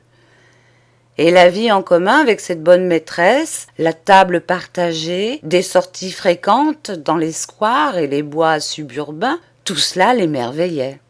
Tout cela lui faisait peur aussi, car des doutes, une invincible et originelle méfiance tachait d'une ombre l'étincellement de ses promesses. Elle ne savait que dire, que faire, à quoi se résoudre. J'avais envie de lui crier « Non, n'accepte pas !» Ah, je la voyais, moi, cette existence de recluse, ces travaux épuisants, ces reproches aigres, la nourriture disputée, les os écharnés et les viandes gâtées jetées à sa faim, et l'éternelle, patiente, torturante exploitation d'un pauvre être sans défense. Non, n'écoute plus, va-t'en. Mais ce cri qui était sur mes lèvres, je le réprimais. « Approchez-vous un peu, ma petite, » commanda la vieille. « On dirait que vous avez peur de moi. Allons, n'ayez plus peur de moi. Approchez-vous. Comme c'est curieux. Il me semble que vous êtes déjà moins laide. Déjà, je m'habitue à votre visage. » Louise s'approcha lentement, les membres raidis, diligent à ne heurter aucune chaise, aucun meuble, s'efforçant de marcher avec élégance, la pauvre créature. Mais à peine fut-elle près de la vieille que celle-ci la repoussa avec une grimace. « Mon Dieu !» cria-t-elle. « Mais qu'est-ce que vous avez? Pourquoi sentez-vous mauvais comme ça? Vous avez donc de la pourriture dans le corps? C'est affreux! C'est à ne pas croire! Jamais quelqu'un n'a senti comme vous sentez! Vous avez donc un cancer dans le nez, dans l'estomac peut-être ?» Madame Paula Durand fit un geste noble. « Je vous avais prévenu, madame, dit-elle. Voilà son grand défaut. C'est ce qui l'empêche de trouver une place. » La vieille continua de gémir. « Mon Dieu, est-ce possible? Mais vous allez empester toute ma maison. Vous ne pouvez pas rester près de moi. Oh, mais cela change nos conditions. Et moi qui avais déjà de la sympathie pour vous. Non, non, malgré toute ma bonté, ce n'est pas possible. Ce n'est plus possible. » Elle avait tiré son mouchoir, chassé loin d'elle l'air putride, répétant « Non, vraiment, ce n'est plus possible. » « Allons, madame, intervint madame Paula Durand, faites un effort. Je suis sûre que cette malheureuse fille nous en sera toujours reconnaissante. » « Reconnaissante, c'est fort bien, mais ce n'est pas de la reconnaissance qui la guérira de cette infirmité effroyable. Enfin, soit, par exemple, je ne puis plus lui donner que 10 francs. 10 francs seulement. C'est à prendre ou à laisser. » Louise, qui avait jusque-là retenu ses larmes, suffoqua. « Non, je ne veux pas, je ne veux pas, je ne veux pas. » « Écoutez, mademoiselle, dit sèchement madame Paula Durand, vous allez accepter cette place, ou bien je ne me charge plus de vous, jamais. Vous pouvez aller demander des places dans les autres bureaux. J'en ai assez à la fin, et vous faites du tort à ma maison. C'est évident, insista la vieille. Et ces 10 francs, vous devriez m'en remercier. C'est par pitié, par charité que je vous les offre. Comment? Ne comprenez-vous pas que c'est une bonne œuvre, dont je me repentirai sans doute comme des autres? Elle s'adressa à la placeuse. Qu'est-ce que vous voulez? Je suis ainsi. Je ne peux pas voir souffrir les gens. Je suis bête comme tout devant les infortunes. Et ce n'est point à mon âge que je changerai, n'est-ce pas? Allons, ma petite, je vous emmène. Sur ces mots, une crampe me força de descendre de mon observatoire. Je n'ai jamais revu Louise. Le surlendemain, madame Paula Durand me fit entrer cérémonieusement dans le bureau, et après m'avoir examinée d'une façon un peu gênante, elle me dit « Mademoiselle Célestine, j'ai une bonne, très bonne place pour vous. Seulement, il faudrait aller en province. Oh, pas très loin. » En province? Je n'y cours pas, vous savez. La placeuse insista. On ne connaît pas la province, il y a d'excellentes places en province. Oh, d'excellentes places. En voilà une blague, rectifiai-je. D'abord, il n'y a pas de bonne place, nulle part. Madame Paula sourit, aimable et minaudière.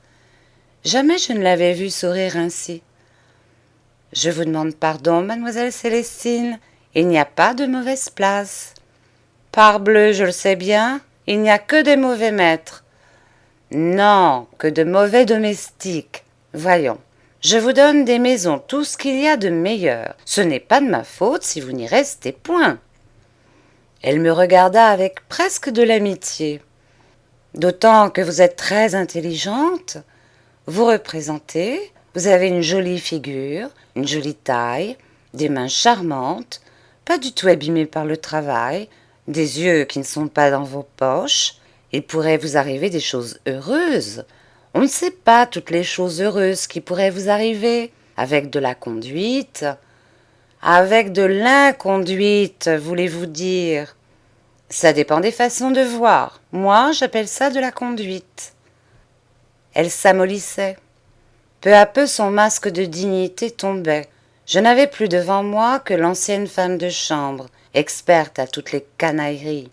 En ce moment, elle avait des yeux cochons, des gestes gras et mous, ce lapement en quelque sorte rituel de la bouche qu'ont toutes les proxénètes et que j'avais observé aux lèvres de madame Rebecca Ranvet, mode. Elle répéta « Moi, j'appelle ça de la conduite. »« Ça quoi ?» fis-je. « Voyons, mademoiselle, vous n'êtes pas une débutante et vous connaissez la vie. On peut parler avec vous. Il s'agit d'un monsieur seul, déjà âgé, pas extrêmement loin de Paris, très riche. Oui, enfin, assez riche. Vous tiendrez sa maison, quelque chose comme gouvernante, comprenez-vous? Ce sont des places très délicates, très recherchées, d'un grand profit.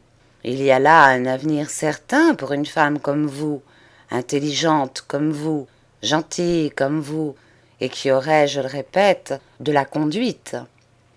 C'était mon ambition.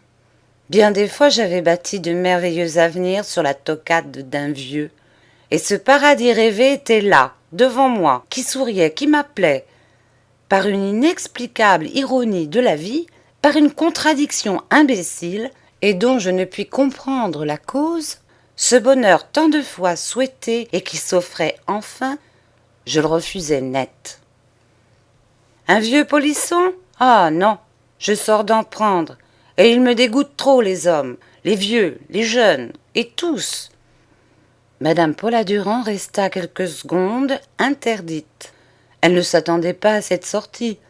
Retrouvant son air digne, austère, qui mettait tant de distance entre la bourgeoise correcte qu'elle voulait être et la fille bohème que je suis, elle dit « Ah, ça, mademoiselle, que croyez-vous donc? Pour qui me prenez-vous donc? Qu'imaginez-vous donc ?» Je n'imagine rien, seulement je vous le répète, que les hommes, j'en ai plein le dos, voilà. Savez-vous bien de qui vous parlez? Ce monsieur, mademoiselle, est un homme très respectable. Il est membre de la Société de Saint-Vincent-de-Paul. Il a été député royaliste, mademoiselle. J'éclatais de rire. Oui, oui, allez toujours, je les connais, vos saints Vincent de Paul et tous les saints du diable et tous les députés. Non, merci. Brusquement, sans transition. Qu'est-ce que c'est au juste que votre vieux demandai-je. Ma foi, un de plus, un de moins. Ce n'est pas une affaire, après tout. Mais madame Paula Durand ne se dérida pas. Elle déclara d'une voix ferme: Inutile, mademoiselle. Vous n'êtes pas la femme sérieuse, la personne de confiance qu'il faut à ce monsieur. Je vous croyais plus convenable. Avec vous, on ne peut pas avoir de sécurité. J'insistai longtemps. Elle fut inflexible, et je rentrai dans l'antichambre, l'âme toute vague. Oh, cette antichambre si triste, si obscure, toujours la même. Ces filles étalées, écrasées sur les banquettes, ce marché de viande humaine promise aux voracités bourgeoises, ce flux de saleté et ce reflux de misère qui vous ramène là, épave dolente, débris de naufrage, éternellement ballottés. Quel drôle de type je fais, pensais-je. Je désire des choses, des choses, des choses, quand je les crois irréalisables. Et sitôt qu'elles doivent se réaliser, qu'elles m'arrivent avec des formes précises, je n'en veux plus. Dans ce refus, il y avait cela, certes, mais il y avait aussi un désir gamin d'humilier un peu madame Paula Durand, et une sorte de vengeance de la prendre, elle, si méprisante et si hautaine, en flagrant délit de proxénétisme. Je regrettais ce vieux qui maintenant avait pour moi toutes les séductions de l'inconnu, toutes les attirances d'un inaccessible idéal, et je me plus à évoquer son image. Un vieillard propret, avec des mains molles, un joli sourire dans sa face rose et rasée, et gai, et généreux, et bon enfant, pas trop passionné, pas aussi maniaque que monsieur Rabour, se laissant conduire par moi comme un petit chien. Venez ici, allons, venez ici. Et il venait, caressant, frétillant, avec un bon regard de soumission. Faites le beau maintenant. Il faisait le beau, si drôle, tout droit sur son derrière et les pattes de devant battant l'air.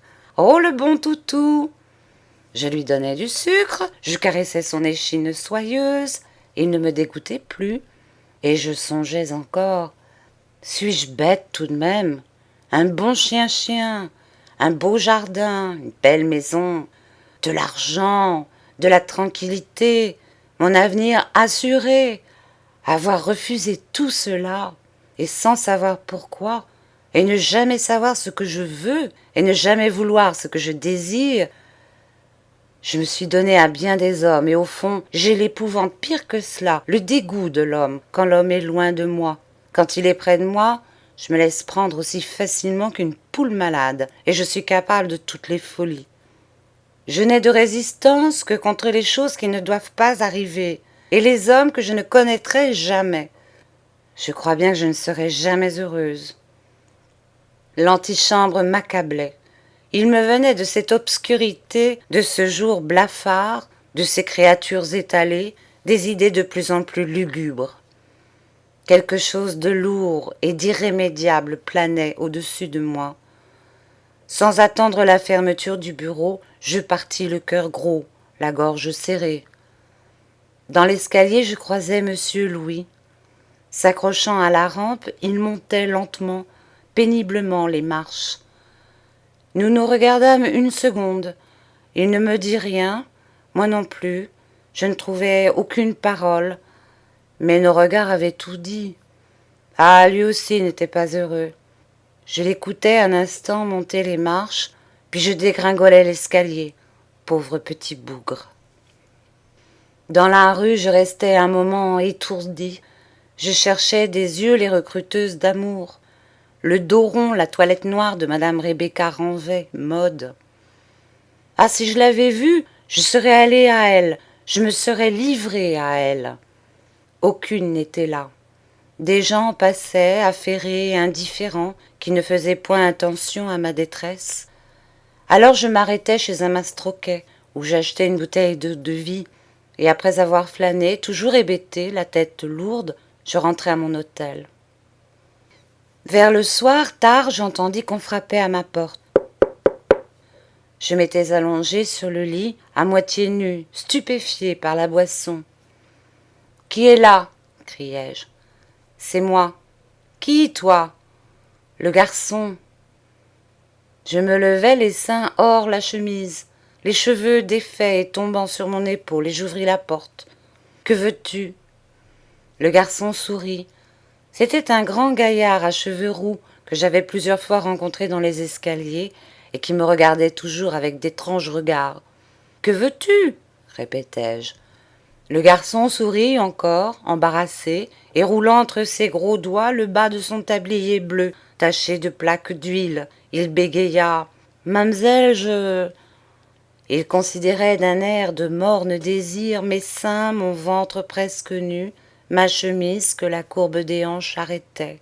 « Allons, entre, espèce de brute !» criai-je tout d'un coup.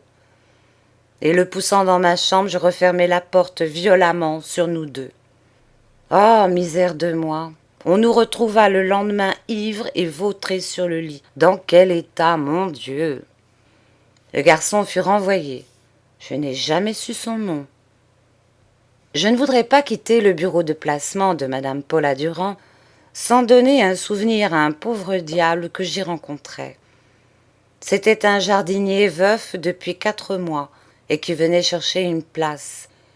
Parmi tant de figures lamentables qui passèrent là, je n'en vis pas une aussi triste que la sienne et qui sembla plus accablée par la vie. Sa femme était morte d'une fausse couche. La veille du jour où, après 2 mois de misère, il devait enfin entrer dans une propriété. Elle comme basse-courrière, lui comme jardinier. Soit malchance, soit lassitude et dégoût de vivre, il n'avait rien trouvé depuis ce grand malheur. Il n'avait même rien cherché, et ce qui lui restait de petites économies avait vite fondu dans ce chômage. Quoiqu'il fût très défiant, j'étais parvenue à l'apprivoiser un peu. Je mets sous forme de récit impersonnel le drame si simple, si poignant qu'il me conta un jour que, très ému par son infortune, je lui avais marqué plus d'intérêt et plus de pitié. Le voici. Quand ils eurent visité les jardins, les terrasses, les serres, et à l'entrée du parc la maison du jardinier, somptueusement vêtue de lierre, de bignonnes et de vignes vierges, ils revinrent, l'âme en attente, l'âme en angoisse, lentement, sans se parler, vers la pelouse où la comtesse suivait d'un regard d'amour ces 3 enfants qui, chevelure blonde, claire, fanfreluche, chair rose et heureuse, jouaient dans l'herbe sous la surveillance de la gouvernante. À 20 pas, ils s'arrêtèrent respectueusement, l'homme la tête découverte, sa casquette à la main, la femme timide sous son chapeau de paille noire, gênée dans son caraco de laine sombre, tortillant pour se donner une contenance la chaînette d'un petit sac de cuir. Très loin, le parc déroulait entre d'épais massifs d'arbres ses pelouses onduleuses. « Voyons, approchez !» dit la comtesse avec une encourageante bonté. L'homme avait la figure brunie, la peau hâlée de soleil, de grosses mains noueuses, couleur de terre, le bout des doigts déformé et luisant par le frottement continu des outils. La femme était un peu pâle, d'une pâleur grise sous les taches de rousseur qui lui éclaboussaient le visage, un peu gauche aussi, et très propre. Elle n'osait pas lever les yeux sur cette belle dame qui tout à l'heure allait l'examiner indiscrètement, l'accabler de questions torturantes, lui retourner l'âme et la chair comme les autres. Et elle s'acharnait à regarder ce joli tableau des 3 babies se jouant dans l'herbe avec des manières contenues et des grâces étudiées, déjà. Ils avancèrent lentement de quelques pas et tous les deux, d'un geste mécanique et simultané, ils se croisèrent les mains sur le ventre. « Eh bien, demanda la comtesse, vous avez tout visité ? » « Madame la comtesse est bien bonne, répondit l'homme. C'est très grand, c'est très beau. Oh, c'est une superbe propriété. Par exemple, il y a du travail. Et je suis très exigeante, je vous préviens, très juste, mais très exigeante. J'aime que tout soit tenu dans la perfection. Et des fleurs, des fleurs, des fleurs, toujours, partout. D'ailleurs, vous avez 2 aides l'été, un seul l'hiver, c'est suffisant. Oh, répliqua l'homme, le travail ne me gêne pas. Tant plus il y en a, tant plus je suis content. J'aime mon métier, je le connais. Arbres, primeurs, mosaïques et tout. Pour ce qui est des fleurs, avec des bons bras, du goût, de l'eau, un bon paillis, et, sauf votre respect, madame la comtesse, beaucoup de fumier et d'engrais, on a ce qu'on veut. Après une pause, il continua. Ma femme aussi est bien active, bien adroite, et elle a de l'administration. Elle n'a pas l'air fort à la voir, mais elle est courageuse, jamais malade, et elle s'entend aux bêtes, comme personne. Là d'où nous venons, il y avait 3 vaches et 200 poules. Ainsi, la comtesse fit un signe de tête approbateur. Le logement vous plaît? Le logement aussi est très beau. C'est quasiment trop grand pour de petites gens comme nous, et nous n'avons pas assez de meubles pour le meubler. Mais on n'habite que ce qu'on habite, bien sûr. Et puis c'est loin du château. Faut ça. Les maîtres n'aiment pas quand les jardiniers sont trop près. Et nous, on craint de gêner. De cette façon, on est chacun chez soi. Ça vaut mieux pour tout le monde. Seulement, l'homme hésita, pris d'une timidité soudaine, devant ce qu'il avait à dire. Seulement quoi? Interrogea la comtesse, après un silence qui augmenta la gêne de l'homme. Celui-ci serra plus fort sa casquette, la tourna entre ses gros doigts, pesa davantage sur le sol, et s'enhardissant. Eh bien voilà, fit-il. Je voulais dire à madame la comtesse que les gages n'étaient pas assez forts pour la place. C'est trop court. Avec la meilleure volonté du monde, on ne pourra pas arriver. Madame la comtesse devrait donner un peu plus. Vous oubliez, mon ami, que vous êtes logé, chauffé, éclairé, que vous avez les légumes et les fruits, que je donne une 12 d'œufs par semaine et 1 litre de lait par jour. C'est énorme. Ah, madame la comtesse donne le lait et les œufs, et elle est claire. Et comme pour lui demander conseil, il regardait sa femme tout en murmurant « Dame, c'est quelque chose, on ne peut pas dire le contraire, ça n'est pas mauvais. » La femme balbutia « Pour sûr, ça aide un peu. » Puis tremblante et embarrassée, « Madame la comtesse donne aussi sans doute des étrennes au mois de janvier et à la Saint-Fiacre ?»« Non, rien. »« C'est l'habitude pourtant, ce n'est pas la mienne. » À son tour, l'homme s'enquit. « Et pour les belettes, les fouines, les putois ?»« Rien non plus. Je vous laisse la peau. » Cela fut dit d'un ton sec, net, après quoi il n'y avait plus à insister. Et tout d'un coup, « Ah, je vous préviens une fois pour toutes que je défends aux jardiniers de vendre ou de donner à quiconque des légumes. Je sais bien qu'il faut en faire trop pour en avoir assez et que les 3/4 se perdent, tant pis. J'entends qu'on les laisse se perdre. Bien sûr, comme partout, quoi. Ainsi c'est entendu? Depuis quand êtes-vous mariée? Depuis 6 ans, répondit la femme. Vous n'avez pas d'enfant? Nous avions une petite fille. Elle est morte. Ah, c'est bien, c'est très bien, approuva négligemment la comtesse. Vous êtes jeunes tous les deux, vous pouvez en avoir encore. On ne le souhaite guère, allez, madame la comtesse. Mesdames, on attrape ça plus facilement que 100 écus de rente. Les yeux de la comtesse étaient devenus sévères. Je dois encore vous prévenir que je ne veux pas, absolument pas, d'enfant chez moi. S'il vous survenait un enfant, je me verrais forcée de vous renvoyer, tout de suite. Oh, pas d'enfant. Cela crie, cela est partout, cela dévaste tout, cela fait peur aux chevaux et donne des épidémies. Non, non, pour rien au monde je ne tolérerai un enfant chez moi. Ainsi vous voilà prévenu. Arrangez-vous, prenez vos précautions. À ce moment, l'un des enfants qui était tombé vint se réfugier en criant et se cacher dans la robe de sa mère.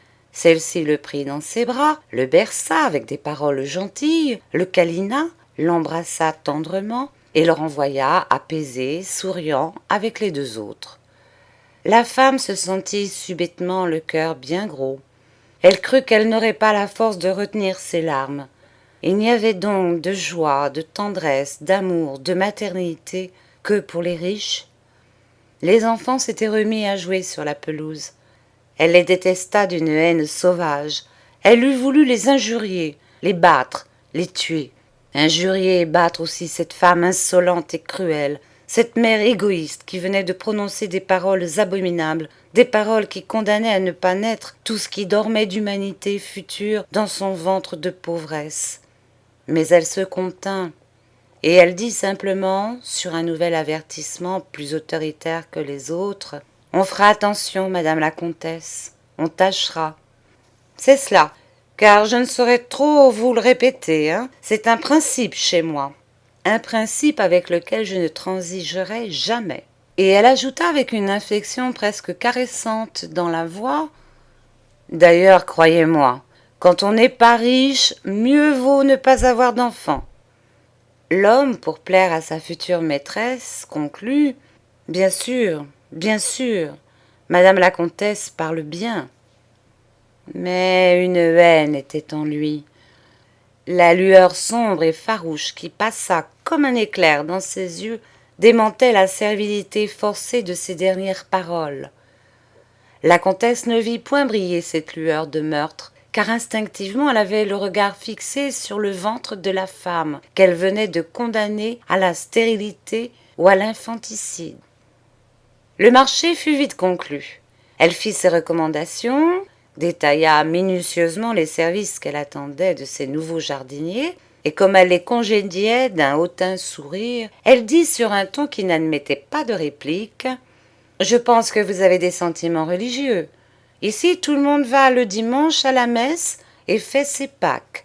J'y tiens absolument. » Ils s'en revinrent sans se parler, très graves, très sombres. La route était poudreuse, la chaleur lourde, et la pauvre femme marchait péniblement, tirait la jambe. Comme elle étouffait un peu, elle s'arrêta, posa son sac à terre et délaça son corset. « Ouf !» fit-elle, en aspirant de larges bouffées d'air. Et son ventre, longtemps comprimé, se tendit, s'enfla, accusa la rondeur caractéristique, la tare de la maternité, le crime. Ils continuèrent leur chemin. À quelques pas de là, sur la route, ils entrèrent dans une auberge et se firent servir 1 litre de vin. « Pourquoi tu n'as pas dit que j'étais enceinte ?» demanda la femme. L'homme répondit, « Tiens, pour qu'elle nous fiche à la porte comme les 3 autres. Aujourd'hui ou demain, va. » Alors l'homme murmura entre ses dents, « Si t'étais une femme, eh bien, tu irais dès ce soir chez la mère Hurlot. Elle a des herbes. » Mais la femme se mit à pleurer, et elle gémissait dans ses larmes. « Ne dis pas ça, ça porte malheur. » L'homme tapa sur la table, et il cria, « Faut donc crever, nom de Dieu !» Le malheur vint. 4 jours après, la femme eut une fausse couche, et mourut en d'affreuses douleurs d'une péritonite. Et quand l'homme eut terminé son récit, il me dit, « Ainsi me voilà tout seul maintenant. Je n'ai plus de femme, plus d'enfants, plus rien. J'ai bien songé à me venger. Oui, j'ai songé longtemps à tuer ces 3 enfants qui jouaient sur la pelouse. Je ne suis pas méchant pourtant, je vous assure. Et pourtant, les 3 enfants de cette femme, je vous le jure, je les aurais étranglés avec une joie. Oh oui. Et puis je n'ai pas osé. Qu'est-ce que vous voulez? On a peur, on est lâche, on n'a de courage que pour souffrir.